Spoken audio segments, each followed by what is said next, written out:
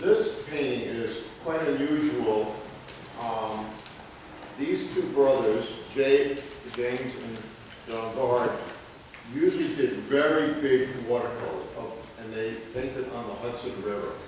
And their paintings are generally this big, and they're usually oil on canvas. And this one is most unusual because it's actually watercolor and very small.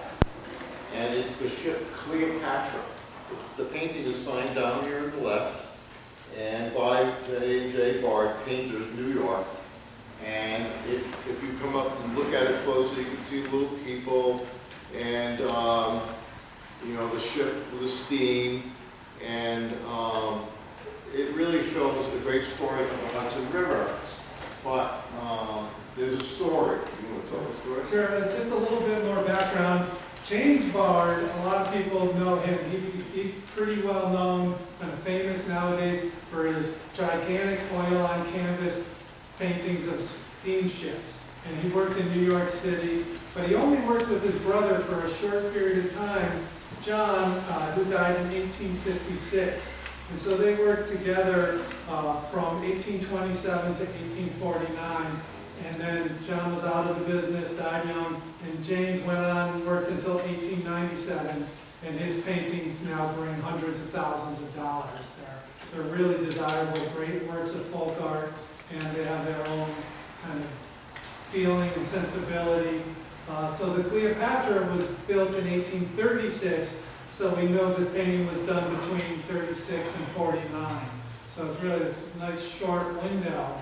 And what we like about it, one of the things we like about it, is that this ship sailed to Norwich and was part of a Norwich to New York connection of moving passengers, and was actually owned by Cornelius Vanderbilt, and became part of the Stonington and New London Steamboat, Norwich and New London Steamboat Company, which ran between Norwich, New London, and New York City. That was the fastest route to get to New York City to go shopping. Go see a theater. And the history of the steamboat companies and the connections to the railroads and people like Cornelius Vanderbilt, and how they were kind of manipulating the market and the railroad and access to the ships and buying up this little shipping company and that little shipping company and this section of the railroad and that section of the railroad, and then consolidating them under themselves. And it's really fascinating, great economics. And then there was actually, if you see right over here on the right side, the very image of the bow of a ship with a banner with the letter N. Well, the ship Cleopatra and the ship Niagara were on the Hudson River together, and there was a collision. And it became a very well-known story. Who was responsible for the collision? Because the insurance payoff was important. And so it became a very long legal case, and the Cleopatra eventually won. Yep. And Niagara was found guilty of not doing a good job on the Hudson River.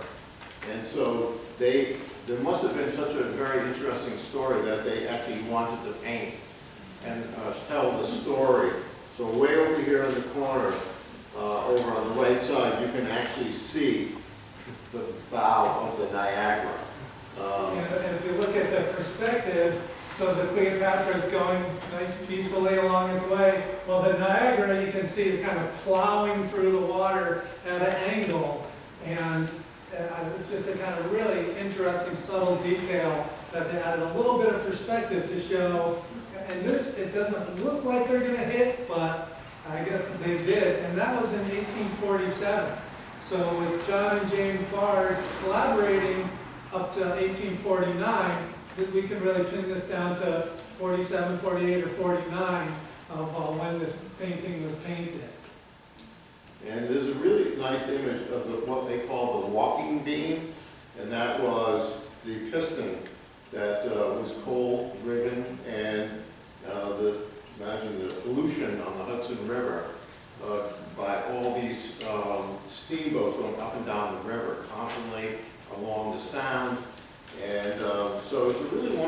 depiction.